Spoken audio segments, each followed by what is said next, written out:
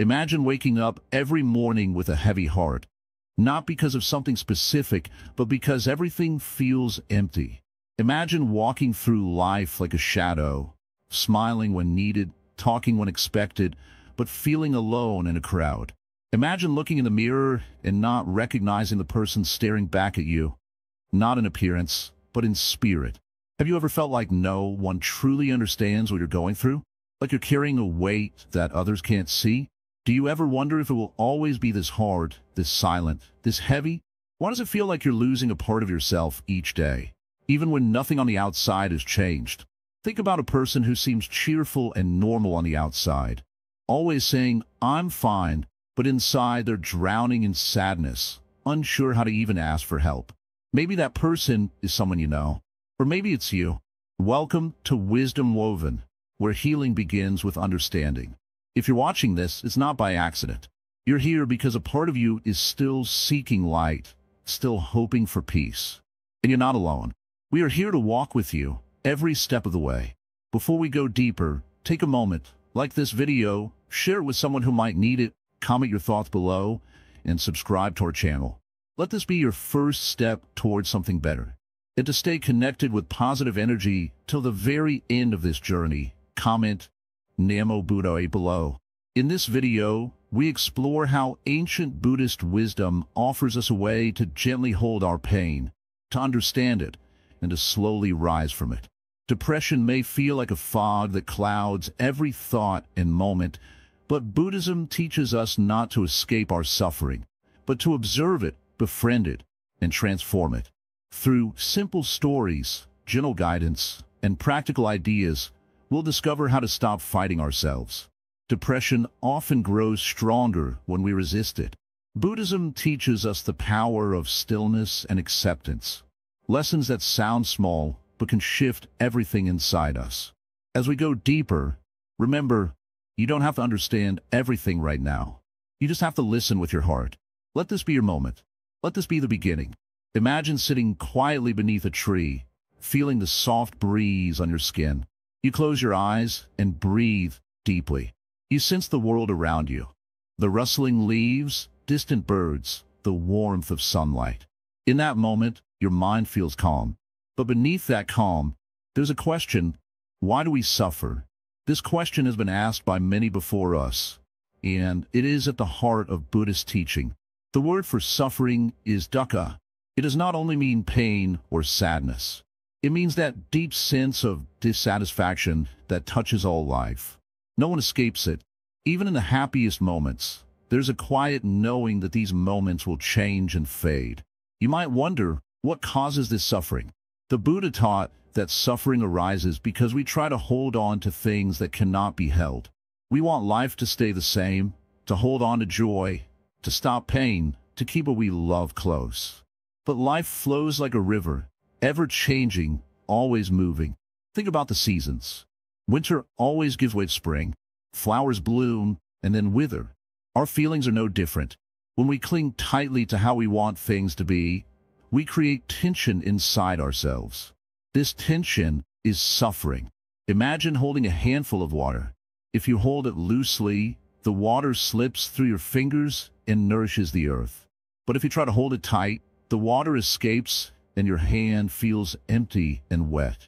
Our attachment to things, whether people, ideas, or feelings, is like that tight grip. The harder we try, the more we suffer. Yet, we do not easily see this. When sadness or depression comes, we want it to go away. We might push it down or distract ourselves.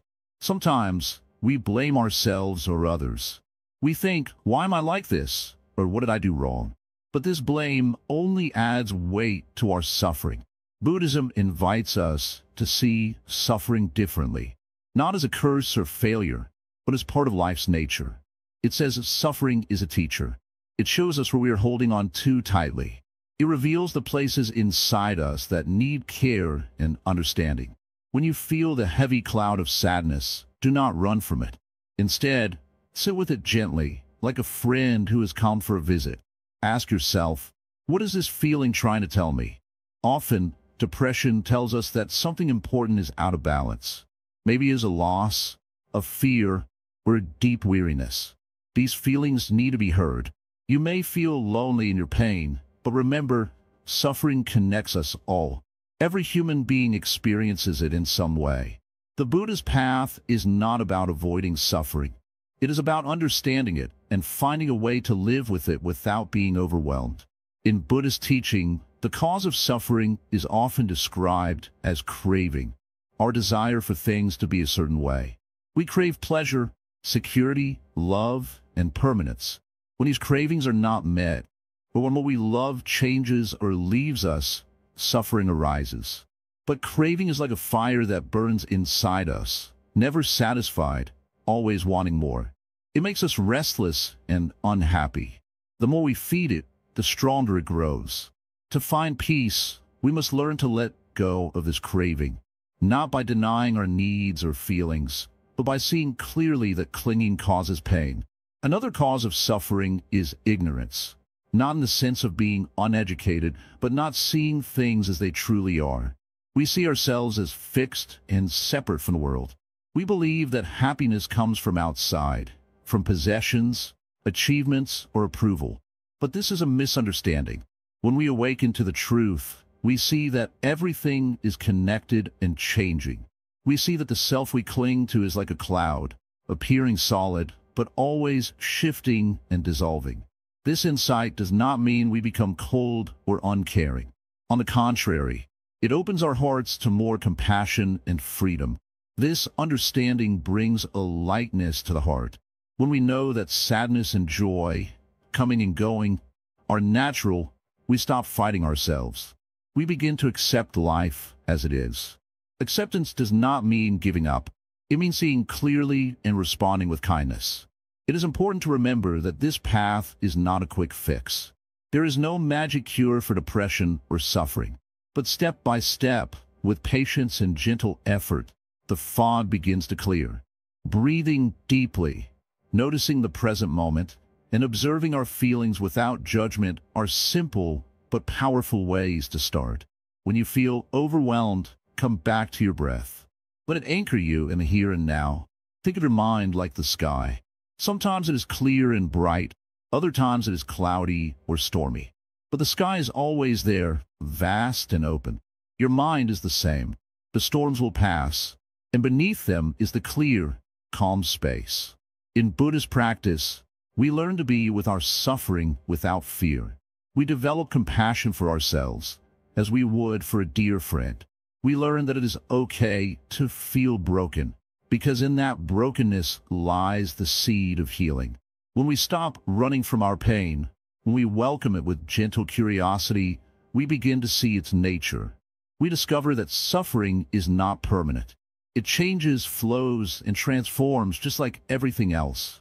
This understanding allows us to move from being trapped in depression to finding peace within ourselves. We learn that we are not alone in this journey. The Buddha's teachings are a guide, a gentle hand reaching out to help us find our way. So, when the weight of sadness presses down, remember the river that flows. Remember the seasons that change. Remember the sky, vast and open, holding all weather. You're not your suffering. You're the space in which suffering appears and disappears. This is the beginning of freedom. Take this teaching as a lamp to light your path.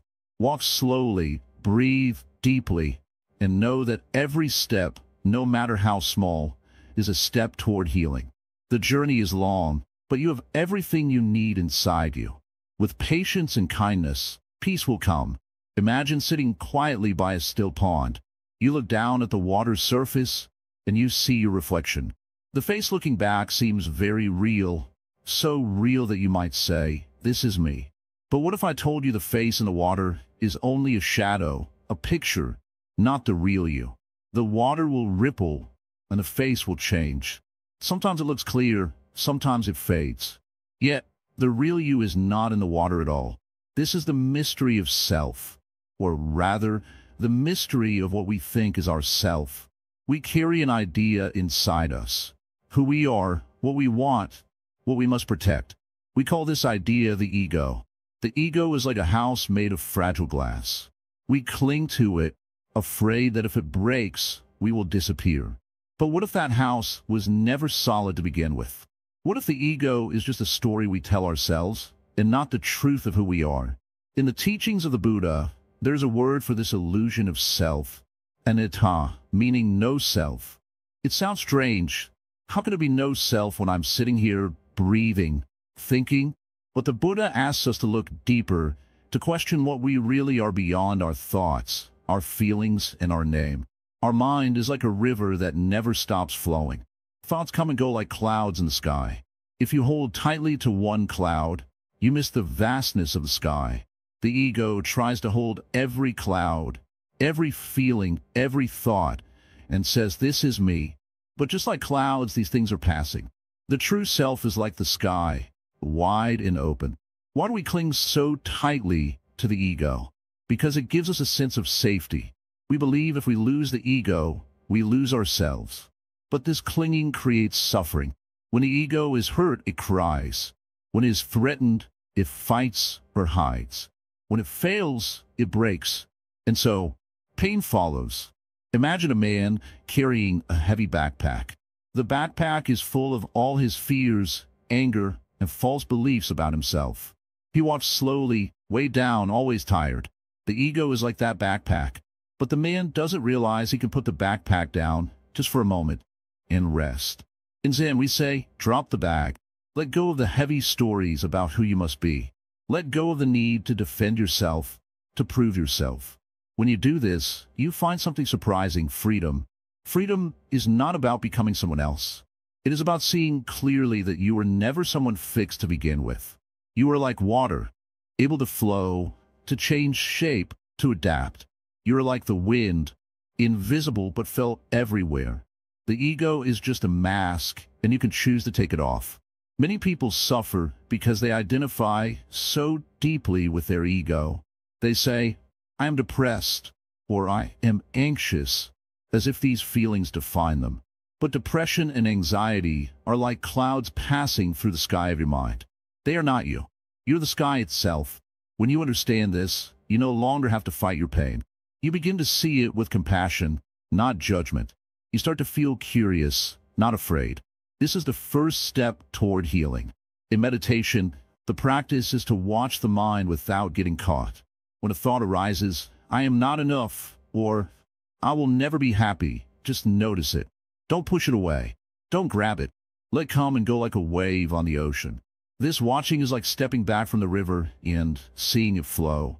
The more you practice, the more you realize how much of what you believed about yourself was made up. Your fears, your anger, your shame, they're all clouds in the sky, not the sky itself. One old Zen story tells of a monk who held a heavy bowl filled with water. He walked carefully, afraid to spill a single drop. But when he finally put the bowl down, he felt the weight lift from his body. This is the ego. When you stop holding so tightly, you find peace. But this is not easy. The ego fights hard to stay alive. It uses every fear, every doubt, every pain as fuel. It tells you stories to keep you trapped. It says, "You must protect me." It whispers, "Without me, you are nothing." Yet the truth is the opposite. Without the ego, you are everything. You are not a fixed self, but a flowing presence, alive in this moment, free from the chains of the past and the worries of the future. When you let go of ego, you also stop comparing yourself to others. You stop judging who is better or worse, who is right or wrong.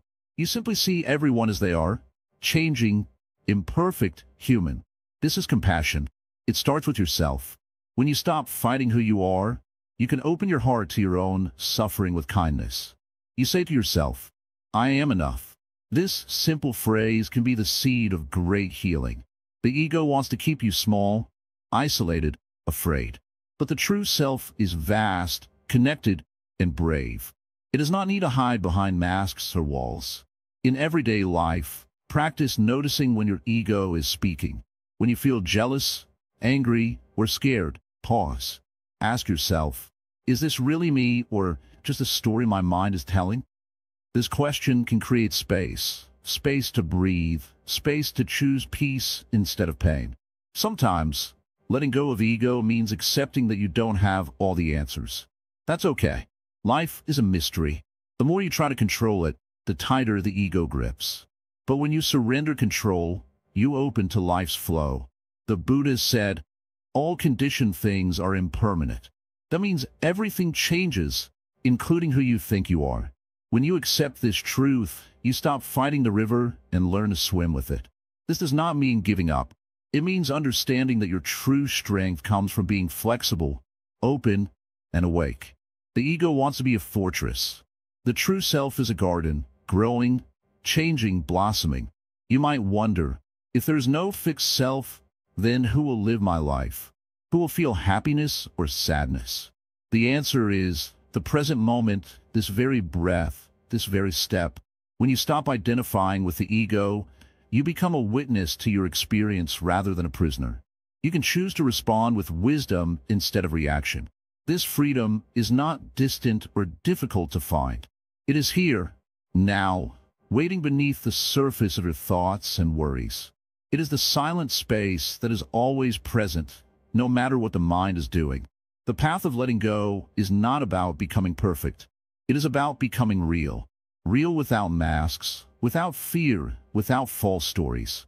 When you walk this path, you find peace not by changing the world outside, but by changing how you relate to it. You discover that suffering does not define you. It is only a visitor passing through your vast inner sky. So, practice looking beneath the surface of your thoughts. See the ego for what it is, a story, a mask, a shadow, and gently, with patience, begin to let it go. In that letting go, the true self shines, quiet, free, and boundless. This is the heart of Buddhist wisdom. This is the beginning of true healing. Imagine sitting quietly by a river. You watch the water flow. It never stays the same. The water you saw a moment ago has already moved downstream. The rocks, the trees, the sky. Everything changes, even if slowly. This river is like life itself. Always moving, never still. We tend to cling to things as if they will last forever. We hold tightly to moments, to people, to feelings, to things that give us comfort. But in truth, nothing stays the same. This is the nature of life, impermanence. The Buddha called it anicca. It means all things arise, exist for a time, and then fade away. This truth can feel frightening at first. We fear loss. We fear change. But understanding impermanence is also the key to freedom. When we see deeply that everything changes, we begin to let go of our grasping. Imagine holding a handful of sand. The tighter you squeeze, the more it slips through your fingers. But if you open your hand gently, you can hold the sand without losing it quickly. Life asks us to open our hands. The pain we feel in depression often comes because we resist change. We want things to be different, fixed, stable, and safe. But when we fight the river, we only tire ourselves. When the current is strong, it carries us whether we want it or not. Our suffering grows when we struggle against the flow. To find peace, we must learn to flow with the current. This does not mean we stop caring or trying. It means we accept that moments, feelings, and situations come and go. Happiness and sadness are both waves on the river. Neither lasts forever. When sadness comes, it is natural to feel heavy. But remember, this too shall pass. When happiness comes, savor it fully, knowing it is a gift that will change. Think about the seasons. Each season brings its own beauty. The spring with flowers blooming, the summer with warm sunlight, the autumn with falling leaves, and the winter with quiet snow. None lasts forever, but each is precious. Our lives are like seasons, cycling through times of joy and times of difficulty. One teaching says that suffering is like a dark cloud passing through the sky. It covers the sun, and the world feels cold and gray. But the cloud cannot stay forever. Eventually, it moves on, and the sun returns to warm the earth. This is the promise of impermanence. Sometimes you want to hold on tightly to the good times and push away the bad times. But both are part of the whole picture. Without the night, we would not appreciate the day. Without sadness, joy would lose its meaning. When we accept the full cycle of life, our heart becomes more gentle and wise. Many of us are afraid of losing what we love, a person, a job, our health, or a sense of purpose. This fear causes suffering. The Buddha taught that clinging to what is not permanent only deepens our pain. But if we open our heart to impermanence, we begin to see that love and connection are not lost when things change. They transform. When a leaf falls from a tree, it returns to the earth and nourishes new life. So too, the relationships and experiences we cherish continue to live within us, even when they change form. Our memories, our lessons, and the love we give and receive are not destroyed by time. They evolve. Impermanence invites us to live fully in the present moment. Instead of waiting for a future that might never come, or regretting the past, we learn to be here, now. This moment is alive with possibility. When we accept impermanence, every breath, every smile, every tear becomes precious. In meditation, we practice watching our thoughts and feelings come and go like clouds passing through the sky. We learn not to hold on to them, nor to push them away. We simply observe. This simple awareness helps us to see that nothing is fixed. Our worries, our sadness, our fears, they all rise and fall. When we face depression, it can feel like we're trapped in a storm that will never end. But remember the river. The storm clouds do not last forever. Just as the river flows, so does our experience. When we accept impermanence, we find hope in the very fact that change is always possible. You might ask, if nothing lasts, why try at all? This is a beautiful question. The answer lies in the freedom that impermanence brings. Because nothing is fixed, nothing is hopeless. Every moment offers a new chance. Every breath can bring healing. Each day is a fresh beginning. By embracing change, we become more flexible and open. Like a tree bending in the wind, we learn to survive storms rather than break under them. This flexibility is a strength that comes from wisdom, not weakness. Many people suffer because they think their pain defines them, as if they are broken or lost forever. But impermanence teaches us that we are always becoming, always changing. We are not our pain. We are not our sadness. These are passing states like weather that moves through the sky. In this way, Buddhist teachings offer us a deep comfort. They show us that we are part of a greater flow. When we stop fighting and start flowing with life's changes, we find a quiet strength within ourselves. One story the Buddha told is about a man who carried a heavy load. The load made him stumble and suffer. But when he set the load down, he walked easily and joyfully. Our suffering is like that load. When we hold on tightly to things that change, we become weighed down. When we learn to let go, we walk lighter. This does not mean forgetting or ignoring what matters. It means holding things gently, with kindness and care, knowing that all things will change. When we care without clinging, our hearts grow wide and free. You may feel small or powerless in the face of change. But remember, the river is strong because it flows. Your strength is in your willingness to flow with life, not against it. As you continue this journey, remind yourself daily, nothing lasts forever. This moment too will pass. Hold it gently. Let it go when it is time. In this way, peace is not something far away. It is here, within reach. Impermanence can be your greatest teacher. When you stop fearing change and start embracing it, you discover the freedom to live fully and deeply. This is the path that leads beyond depression to peace. So, sit quietly now. Feel your breath coming and going. Like the river, like the seasons, like the clouds. Change is constant. And in that constant flow, there is life, vibrant, alive, and waiting for you. Imagine, for a moment, that your mind is like a calm lake. When the wind blows gently, the surface ripples softly. When a storm arrives, the water becomes wild and chaotic. Our minds, too, can be calm or restless. Depression, anxiety, and pain are like storms that stir up the waters inside us. But the lake beneath remains still and clear, waiting for the storm to pass. This stillness is always there. It is not something you have to create. It simply exists beneath the waves of your thoughts and feelings. Mindfulness is the gentle art of returning to that stillness. It is not about pushing your sadness away or forcing your mind to be quiet. It is about watching what is happening inside you, without judgment, without fear, without rushing. When you bring your attention to the present moment, you allow your mind to rest. You stop the endless stories that feed your suffering. You stop replaying the past or worrying about the future. All that matters is this breath, this moment, this life that is unfolding now. Some may wonder, how can simply paying attention to my breath or my feelings help when my heart feels so heavy? This is a natural question. In the beginning, mindfulness may feel difficult or strange. But with patience, it becomes a medicine stronger than any pill. It helps you see clearly what is happening inside, the sadness, the anger, the loneliness, without being swallowed by them. Think about how often your mind runs away from pain. When we feel depressed, our thoughts often become like thieves, stealing away peace and filling us with fear. We want to escape.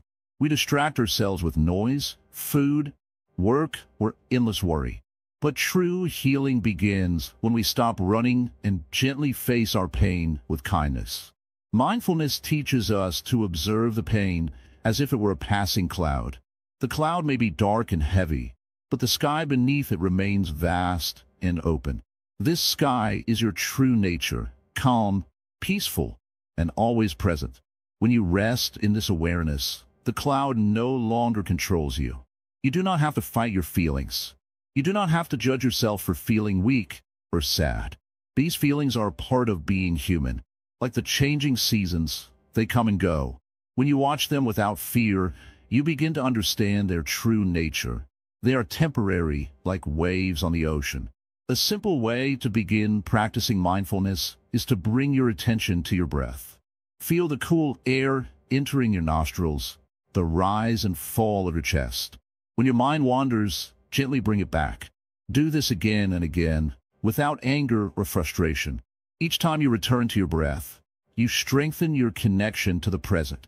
Over time, mindfulness can grow beyond your breath. You can bring this gentle attention to your daily activities, washing your hands, walking, eating, or listening to the sound around you. Each moment becomes an opportunity to be fully alive, fully aware, and fully present. One of the greatest gifts mindfulness offers is the space it creates between stimulus and response. When a painful thought or feeling arises, instead of reacting immediately, mindfulness helps you pause. In this pause, you find freedom. You can choose how to respond, rather than being controlled by automatic patterns of fear or sadness. This space is like a door opening between the storm of emotions and the calm center of your being. When you practice mindfulness, you open this door more and more. You learn that you are not your thoughts or feelings. You're the awareness that watches them. In Buddhist teachings, this awareness is called clear seeing. It is seeing things as they truly are, without the clouds of judgment, attachment, or aversion. Clear seeing helps you recognize the impermanent nature of suffering and the possibility of peace beyond it. Imagine sitting by a river, watching leaves float by. Each leaf represents a thought or feeling. You do not hold on to the leaves, nor do you push them away. You simply watch them come and go. This simple practice can calm the restless mind and ease the heavy heart. It is important to be patient with yourself. Mindfulness is not a quick fix. It is a gentle, lifelong practice. Sometimes the mind will resist. Sometimes old pain will resurface. This is natural, but each time you come back to the present moment, you build strength and resilience. You might notice that as your mindfulness deepens, the grip of depression loosens. Not because the sadness disappears instantly, but because you no longer struggle against it. You learn to hold your pain with an open heart, like holding a fragile bird in your hands. In this way, mindfulness becomes a form of self-compassion. It allows you to be kind to yourself when life feels unbearable. You stop being your own harsh judge and become your own gentle friend. There is no need to rush. Each breath, each moment is enough. Even a few minutes a day can plant seeds of healing. Over time, These seeds grow into a quiet strength that supports you through difficult days. When you practice mindfulness, you also begin to notice small moments of joy that often go unseen. The warmth of sunlight on your skin, the taste of a simple meal, the sound of birds singing. These moments remind you that life is still rich and full, even in pain. Mindfulness teaches us that we do not need to wait for a perfect future to find peace. Peace is possible now, in this imperfect moment. It is always within reach, just beneath the surface of our busy minds. If you find your mind overwhelmed, start with just one mindful breath. Let it ground you. Let it remind you that you are alive and here. From this place, you can slowly build a new relationship with yourself and your pain. Remember, the path of mindfulness is not about escaping life's difficulties. It is about meeting them with courage and compassion. It is about learning to be present with whatever arises, knowing that this too will pass. When you practice mindfulness regularly, you discover that your true nature is deeper than any sadness or struggle. You discover a peaceful presence that never leaves you, no matter what storms come and go. This presence is like a quiet flame glowing steadily inside. It is your inner light, your true self, shining through the darkness. Mindfulness helps you keep this light alive, even when life feels cold and dark. So, take a moment now. Breathe deeply. Feel your body sitting here now in this moment. Notice the rise and fall of your breath. This simple act connects you to the vastness within you, the calm lake beneath the storm. With each breath, allow yourself to return to this calm place. No need to fix anything. No need to do anything special. Just be here now, fully, gently, peacefully. Mindfulness is a gift you can give yourself every day. It is a way to heal, to grow, and to awaken to the beauty and peace that are always present, even in the hardest times. In this life, the mind is like a garden. The thoughts we plant there will grow and shape everything we feel and do. When a garden is filled with weeds, fear, doubt, sadness, the flowers of joy and peace struggle to bloom. But the truth is, we can choose what seeds to plant. This choice begins with seeing clearly what is real and what is only a story our mind tells. Many who suffer with depression live caught in a story they did not write, yet believe as truth. They see themselves as broken, useless, or hopeless. These are not facts, but stories, clouds that hide the clear sky of their true nature. The first step toward healing is to recognize these stories and question them. What if the way you see yourself is not the whole truth? What if you can learn to see yourself with kindness and clarity? Buddhism teaches us the importance of right view and right intention. These are not just words but tools for the mind to transform. Right view means to understand the world as it is, not as our fears or pains make it appear. It means to see that everything is connected, that pain is part of life, but it is not the whole story. Right intention means to choose kindness, compassion, and truth in our thoughts and actions, even toward ourselves. When depression whispers that you are alone, unloved, or worthless, right view invites you to pause and see these thoughts as visitors, not masters. You do not have to believe every thought that comes to mind. Instead, watch them like clouds drifting across a wide sky. You are the sky, vast and unchanging. Thoughts come and go, but they do not define your essence. This shift in perspective can feel small at first, but it is powerful. It is like turning on a light in a dark room. Suddenly, what was confusing becomes clearer. You begin to see your struggles with gentle eyes, not harsh judgment. Instead of fighting your feelings, you allow them space to be felt and understood. Right intention then guides your actions. It asks you to treat yourself with the same kindness you would offer a dear friend. When you notice a negative thought, instead of pushing it away with anger or shame, invite it to speak. Listen with patience. Say to yourself, "It is okay to feel this. I am here with you." This simple act is like watering a dry plant. It begins the slow healing process. Our minds often hold patterns formed by years of pain and habits. Changing these patterns takes time and care. Right view and right intention are like a gentle hand that guides the mind toward peace. Each day, you can practice seeing your thoughts with less judgment and more curiosity. You can practice choosing thoughts that bring calm, hope, and clarity. Consider this. What stories have you told yourself about who you are? Are they true? Are they kind? If not, what would happen if you started telling a new story? One where you are not broken, but learning. Not alone, but connected. Not trapped in sadness, but walking through it with courage. In Buddhist teachings, the mind is often compared to water. When the water is still, it reflects clearly. When it is disturbed, the reflection is unclear. Depression is like a storm that stirs the water. Right view and right intention help calm that storm. They teach us to let the water settle, so the reflection of reality comes back. This practice is not about forcing yourself to be happy or pretending everything is fine. It is about gently facing your experience with honesty and compassion. It is about learning to live in your own heart, even when it hurts. The heart is strong and wise. When we listen deeply, it can guide us toward healing. Remember, the Buddha himself faced great suffering and used mindfulness and right understanding to find peace. This path is open to all of us, no matter how dark the moment feels. You do not have to carry your pain alone. You can walk this path step by step, learning to see your life in a new way. When a difficult thought arises, instead of saying, "I am worthless," try saying, "I am feeling pain right now." Notice the difference. One statement traps you. The other invites awareness. Awareness is the doorway to freedom. It allows you to see that pain is only part of your story, not the whole.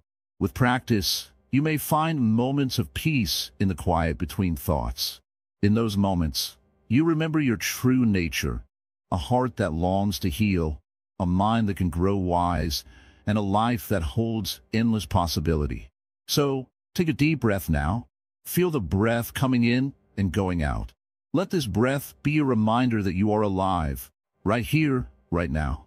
The path to healing is in each breath, each moment, and each gentle thought you choose. Do not rush. Be patient with yourself. Just as a seed takes time to grow into a flower, your mind needs time to change. Trust the process. Trust your heart. If you stumble, do not be discouraged. Returning to right view and right intention is like returning home. You're always welcome here. You can start again at any moment. In this way, you learn to build a new story. One where you are not a prisoner of your pain, but a traveler moving through it with wisdom and grace. This journey may not be easy, but it is meaningful. And every small step you take is a victory. Every time you choose kindness over judgment, hope over despair, you plant a seed that will bloom in time. Remember, you're not alone on this path. Many have walked before you, and many walk beside you now. Together, through understanding and compassion, healing is possible. So, hold this teaching close. Right view helps you see clearly. Right intention helps you choose wisely. And with both, you can begin to reshape your mind, your heart, and your life. The garden of your mind is ready to grow new seeds. What will you plant today? Imagine, for a moment, the softest light touching the darkest corner of your heart. It is not force or push, it simply shines. Compassion is like that light. It is not just a feeling, but a gentle power that transforms pain into something new. When we suffer, our hearts can close, become hard like stone. But compassion opens the heart, softening, healing, and allowing space for hope. Many people believe that to be compassionate means only to care for others. But compassion begins inside. It starts with yourself. When you feel the weight of depression, do you hold yourself with kindness? Or do you push yourself away, telling yourself harsh words, blaming, or feeling unworthy? The Buddha taught us that to truly help others, we must first learn to care for ourselves. This self-care is not selfishness. It is necessary healing. Depression can make us feel isolated, as if we are alone in a cold world. But compassion reminds us, all beings suffer. You are not separate from this truth. Everyone, at some time, carries pain. To recognize this is not to feel small or weak, but to connect deeply with the shared experience of life. This connection can be a soft balm, quieting the loneliness that depression often brings. Now think of a small child who is hurt and crying. We do not scold them or tell them to stop. We offer warmth, comfort, and understanding. This is exactly how we must treat our own suffering. When sadness rises inside, meet it with the same gentle care you would offer a child. Let the pain be there without rushing it away or fighting it. In this meeting, compassion grows. Sometimes the pain inside seems too big. It may feel like a storm raging without end. In these moments, compassion is the quiet shelter. It is the breath that calms the racing mind. When you feel overwhelmed, pause. Close your eyes. Breathe slowly. Say to yourself, "I am here for you." These simple words can start to break down the walls around your heart. Compassion is also action. It calls us to reach out to others and to ourselves. It asks us to listen deeply without judgment. When we listen with compassion, we create space for healing. You may find that when you share your pain gently with another, the burden lightens. The Buddha taught that a true friend sees our suffering and holds it with kindness, not with blame or impatience. Do not be afraid to ask for help. Compassion in others is a gift, and seeking it is an act of courage, not weakness. Sometimes, just knowing that someone understands even a little of your struggle can be enough to start the slow climb out of darkness. Within the practice of compassion lies forgiveness, not just for others, but for yourself. Depression often brings with it harsh self-criticism. We forget that we are human, imperfect, and that this is part of life's journey. Forgiveness allows us to release the heavy burden of blame. It opens a path toward peace. Try this. Imagine holding your sadness like a fragile bird. You do not squeeze it or let it fly away. You hold it gently, protectively. With compassion, the bird begins to feel safe and can eventually spread its wings. Your pain is real, but it does not have to control you forever.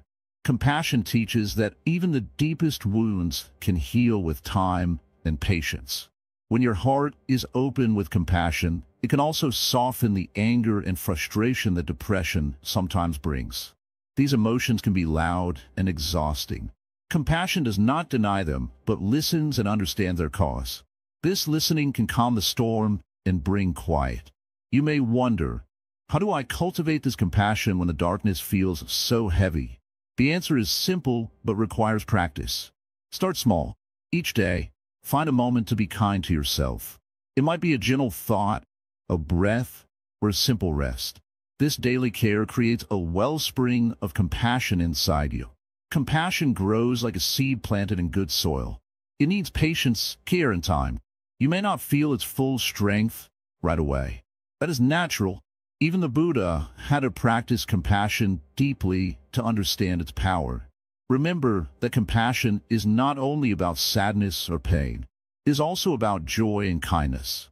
When you feel a moment of peace or happiness, no matter how small, let your heart open fully to it. Celebrate these moments as proof that healing is possible.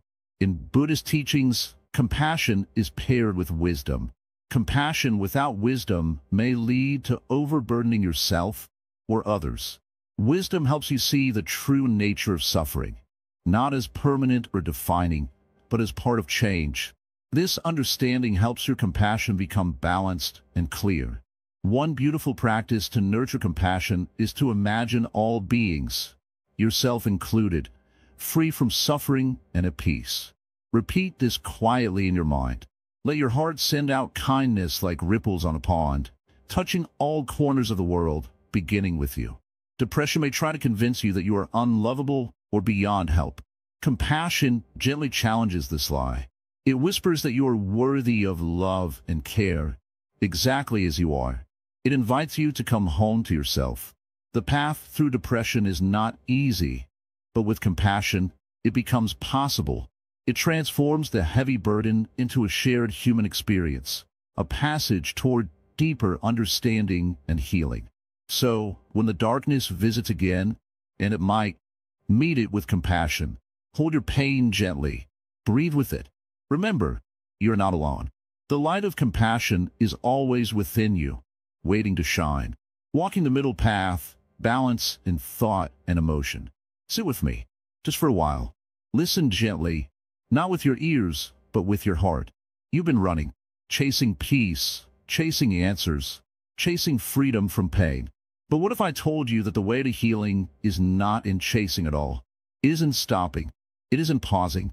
It is in finding balance between the chase and the stillness.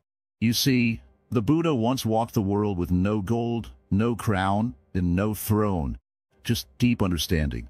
And what he discovered was not something outside, but something within, the middle path, a way of living that avoids the sharp edges of extremes. Not too much, not too little, not denial, not indulgence, just balance. When we are caught in depression, we often swing between two ends, flooded with emotion one day, numb the next. We cry without reason, and other days, we feel nothing at all. We either try to control every feeling or we let our emotions rule us. The middle path whispers, neither is the way.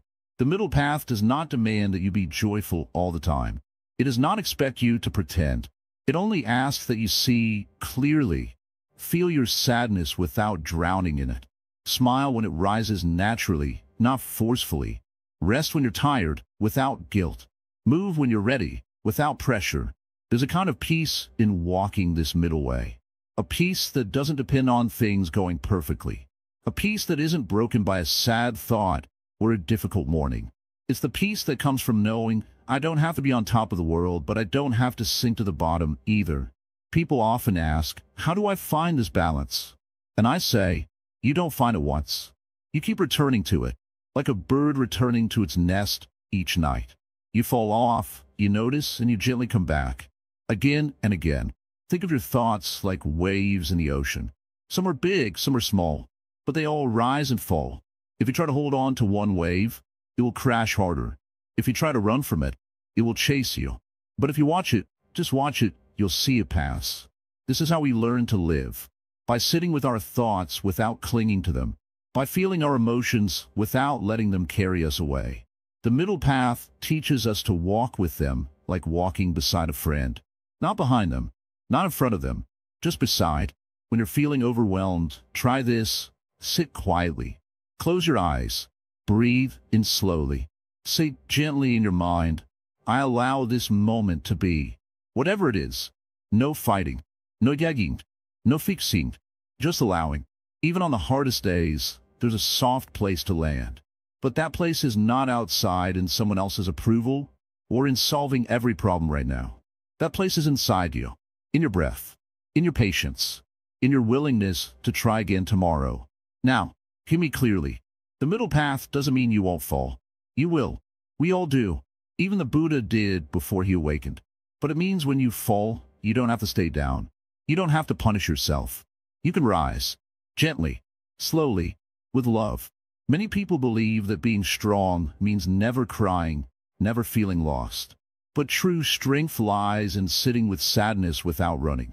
In holding fear without being ruled by it. In returning to the middle, again and again, no matter how many times you stray. Balance is not perfection.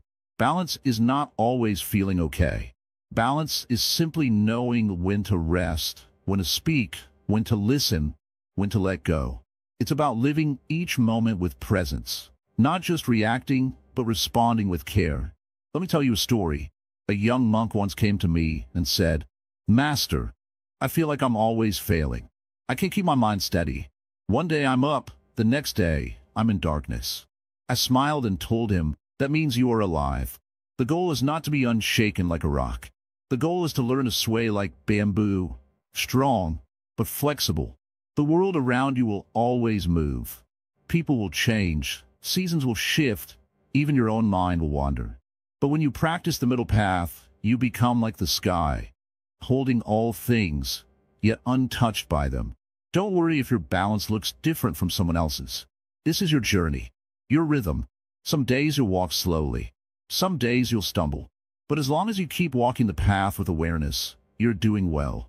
You may wonder, can balance really heal my depression? And I say this gently, not overnight, not magically, But over time, balance creates space. And in that space, healing breathes. In that space, light enters. And that is where depression begins to loosen its grip. So walk slowly. Speak kindly to yourself. Don't rush. Don't push. Let the middle path be your guide. Not to escape your pain, but to walk with it in peace. Come, take a breath with me. Right now. Inhale. Exhale.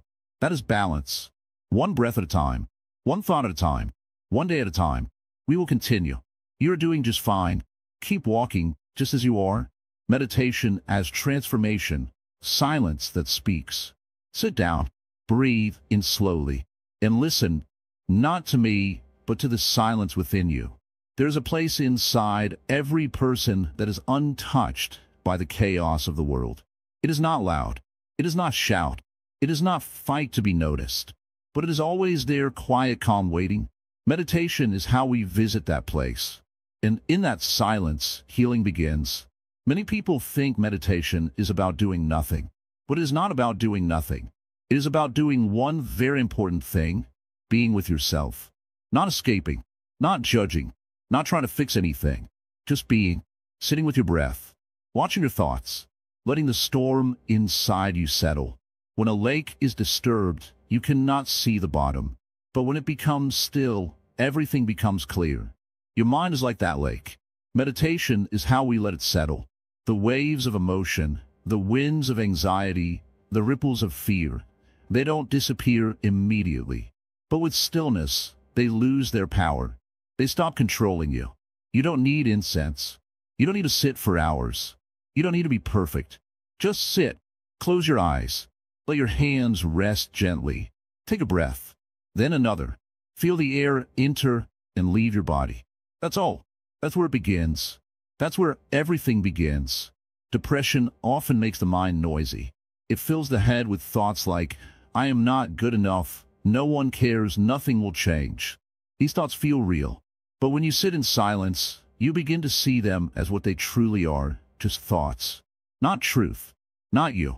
In meditation, we don't force the thoughts to stop. We simply stop following them. Like clouds drifting across the sky, we let them pass. Some are dark. Some are heavy. Some come again and again. But we watch, not react. And in time, the sky clears. Meditation is not a cure. It is a companion.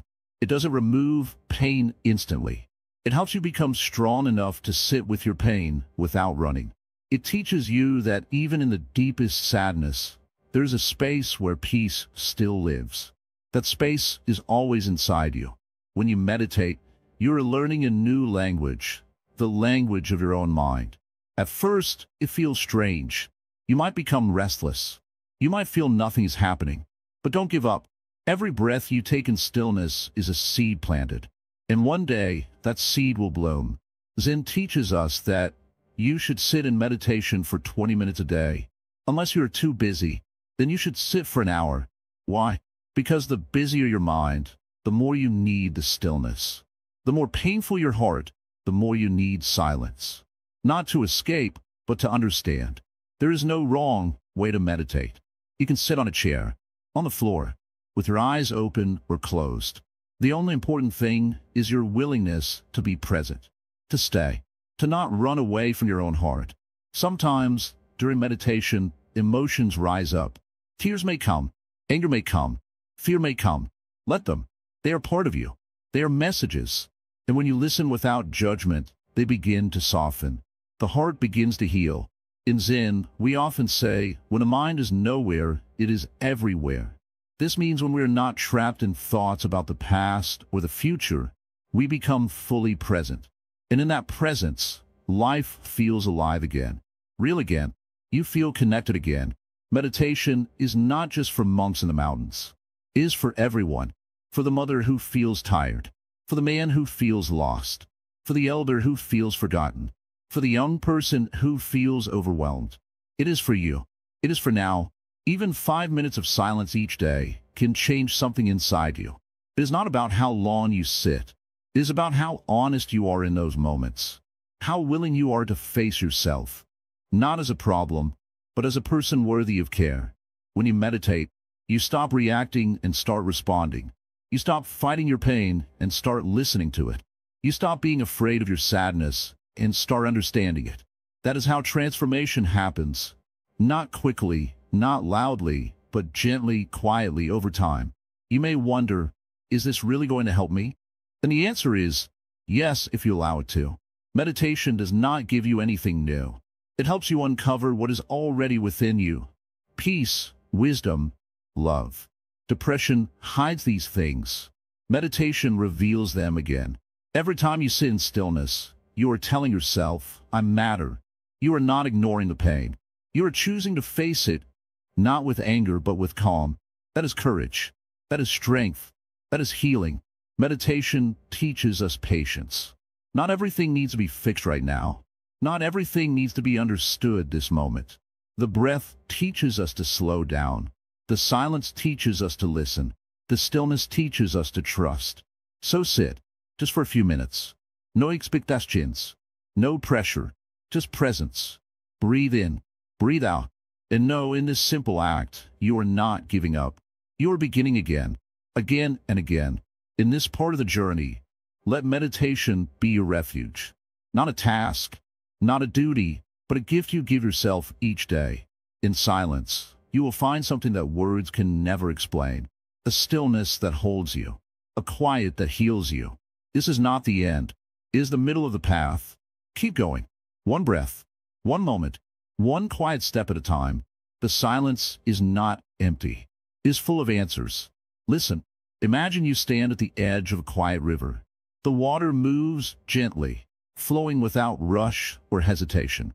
It is always moving, always changing.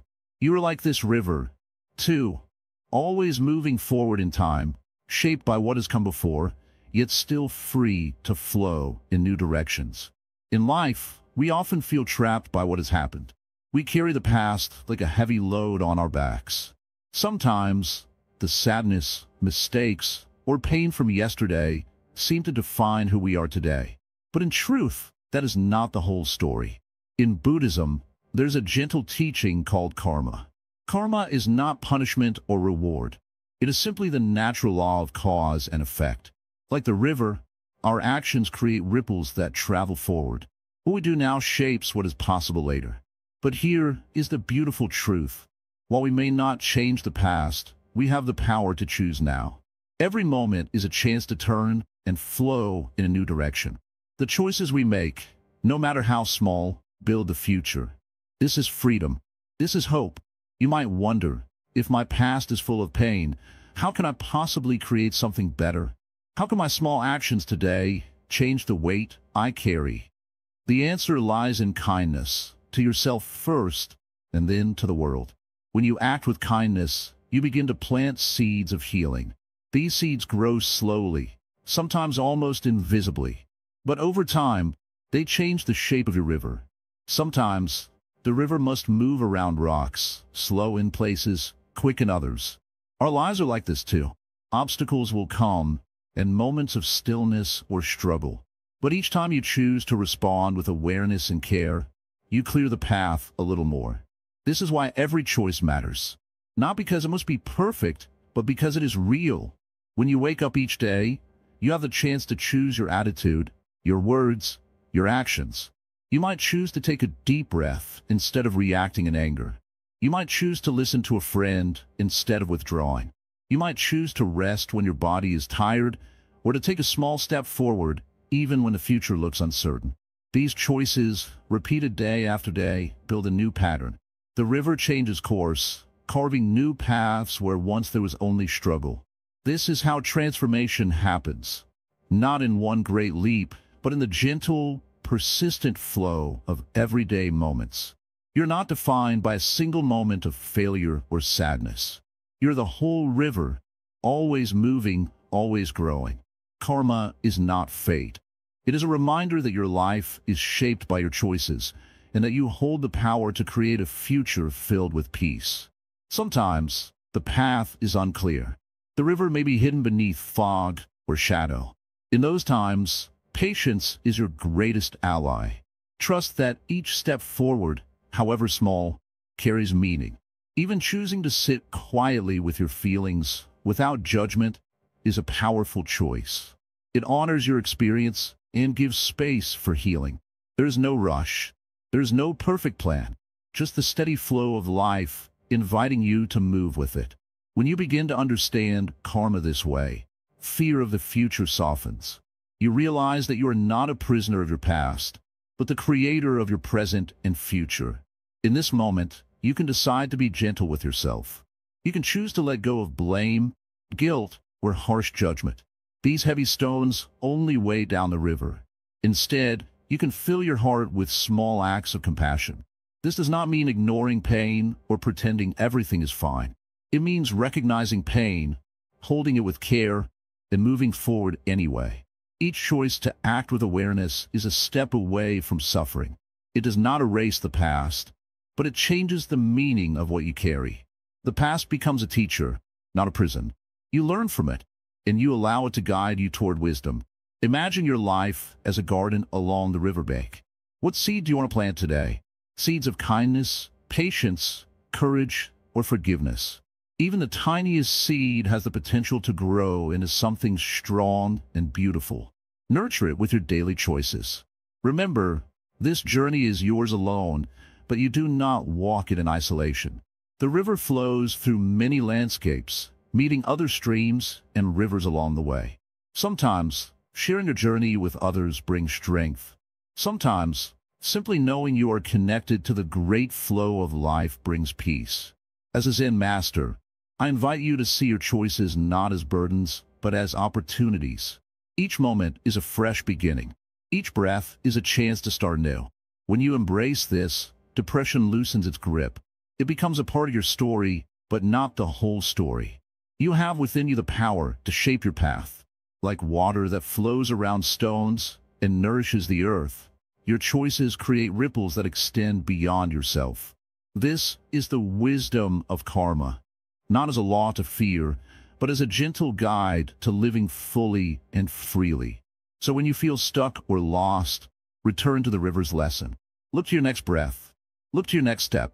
You are the maker of your own path. You are the river flowing toward peace. Listen closely, friend.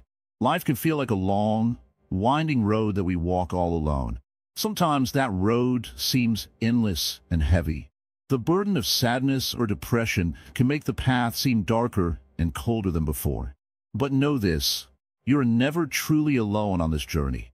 Even when the world feels silent and your heart is heavy, there's a community, a family, waiting for you, often closer than you think. In Buddhism, we call this community the Sangha.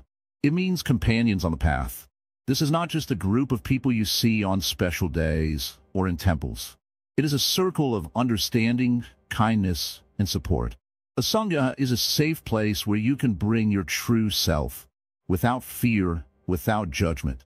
It is a place where you can rest when your spirit is tired. When we face the darkness inside, it is natural to want to hide. The weight of depression can make us want to pull away from everyone. We tell ourselves that no one can help, that others do not understand, or that we must carry this burden alone. But this is a mistake.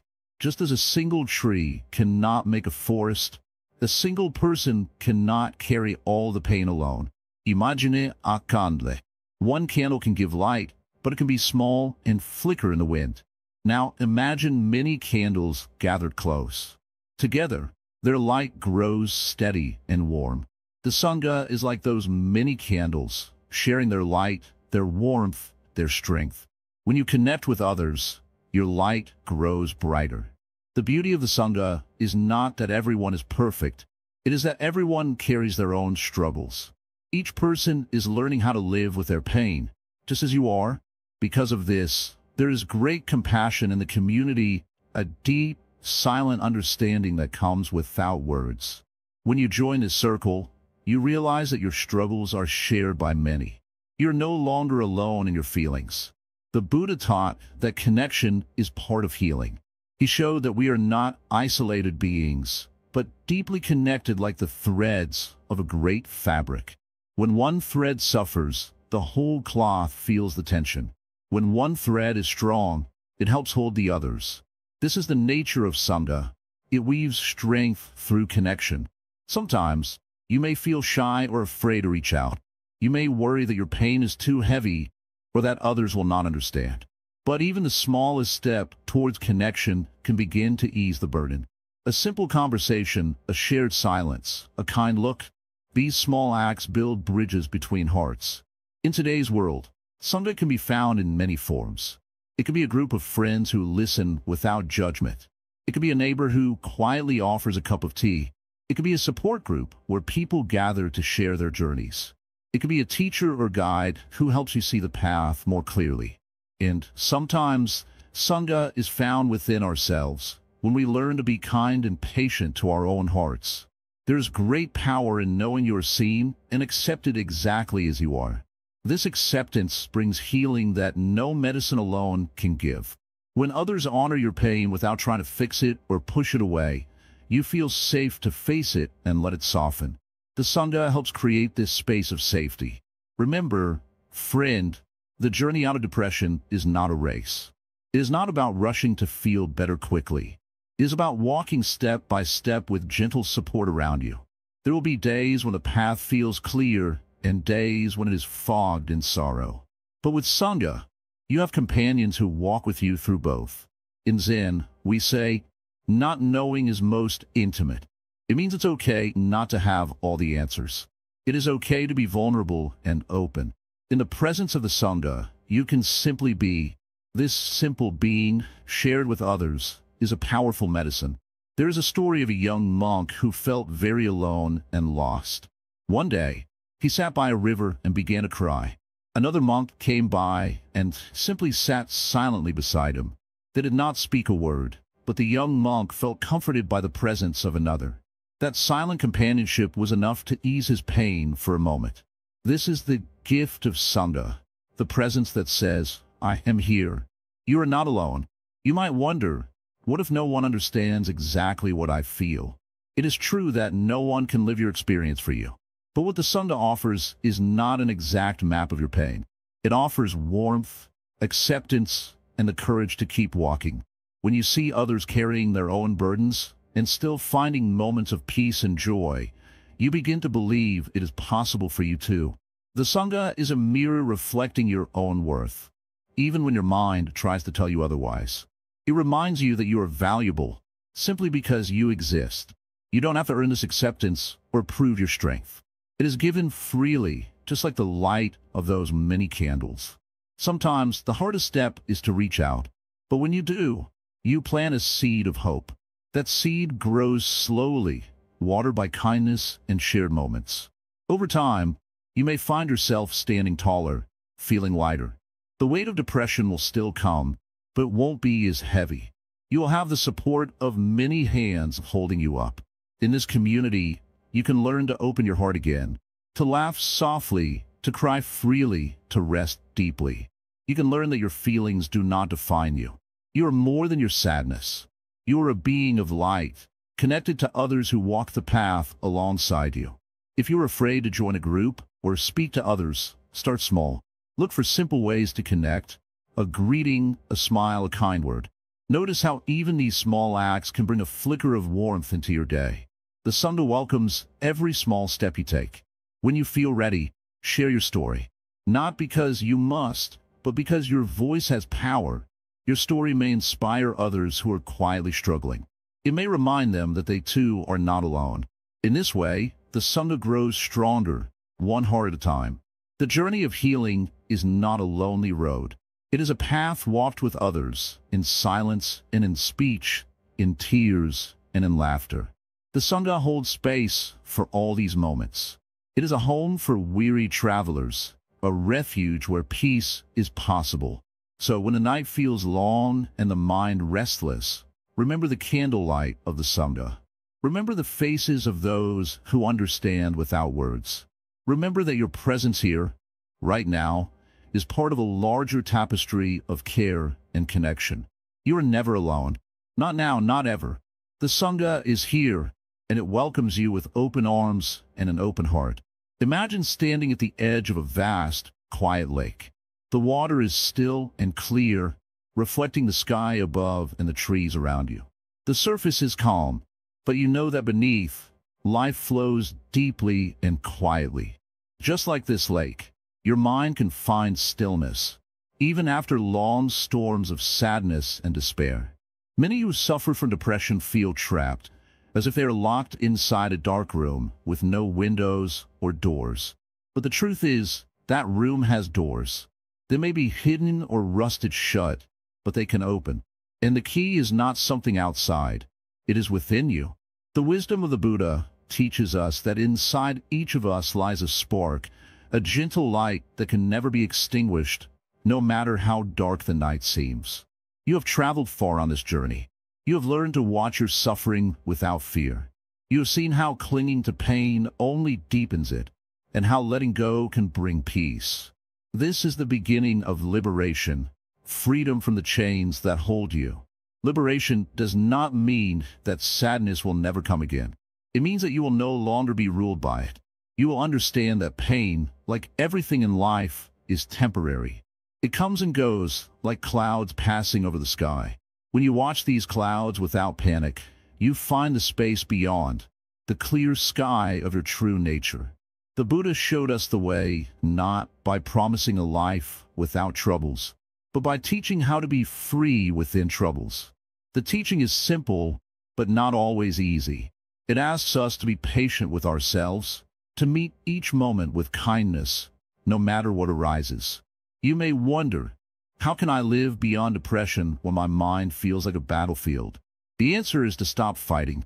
Stop trying to force happiness or push away sadness. Instead, sit quietly and notice what is there. Breathe gently and remind yourself, this moment is all there is. The past is gone. The future is not yet here. When you breathe deeply, you anchor yourself in the present. You create a safe space inside where you can rest. Even if the world outside is noisy and chaotic, this inner stillness is yours. It is your refuge. This is the heart of liberation, knowing that no matter what happens, you can return to this calm center. Living beyond depression is not about being perfect or always cheerful. It is about being real, real with yourself and real with the world. It means accepting all parts of your experience, the pain, the joy, the confusion, and the clarity. When you accept life as it is, you stop adding extra suffering by wishing things were different. This acceptance brings peace. It does not mean giving up or losing hope. On the contrary, it is the foundation of true hope. The hope that no matter how difficult life becomes, you have the strength to be present and to heal. Remember, you are not your depression. You're not your thoughts or feelings. You're the awareness that notices them. This awareness is vast and kind. It holds everything gently, without judgment. When you rest in this awareness, you feel connected to life in a deeper way. The Buddha taught that all beings have Buddha nature, the natural potential for awakening and happiness. This nature is inside you now, waiting to be discovered. It is like a seed beneath the soil, ready to grow when conditions are right. How do we nurture this seed? With daily care, with simple acts of kindness to ourselves and others, with patience and gentle practice. It might be through sitting quietly each day, or noticing the beauty in a flower, or breathing deeply when emotions rise. In this way, liberation is not a distant goal. It is the small moments of clarity and peace that grow stronger over time. Like the sun rising slowly after a long night, your light will shine brighter each day. You might ask, what if the darkness returns? Know that life moves in cycles. Joy and sorrow, light and dark, come and go like the tides. But the space beneath these waves remains steady. That space is your true home. You don't need to be alone on this path. Reach out when you need support. Share your journey with those who understand. Community can be a source of strength and comfort. As you walk forward, remember this. Your life is precious. Your struggles are part of your story, but they do not define you. You have the power to transform your pain into wisdom, your suffering into compassion. Let your heart open like a lotus flower, rising pure and beautiful from the mud. This flower does not resist the mud. It grows through it, embracing the challenge and shining with grace. You've already taken the first steps by watching this video, by being curious, by seeking a way out of darkness. Keep moving gently. Keep breathing deeply. Keep returning to the present moment. When you feel overwhelmed, say quietly to yourself, I am here. I'm safe. I am enough. And when you find peace, share it freely. Your peace can be a light for others who are still lost. Thank you for allowing these words to be part of your journey. May you find freedom beyond suffering. May your heart know joy, even in small moments. Before we end, if this message touched your heart, please like this video, share it with someone who may need it, and subscribe to Wisdom Woven. Let us grow this community of healing together. And to keep this positive energy flowing, please comment Namo Buddhi below as a reminder that we walk this path of light and love side by side. May you be well, may you be peaceful, may you be free.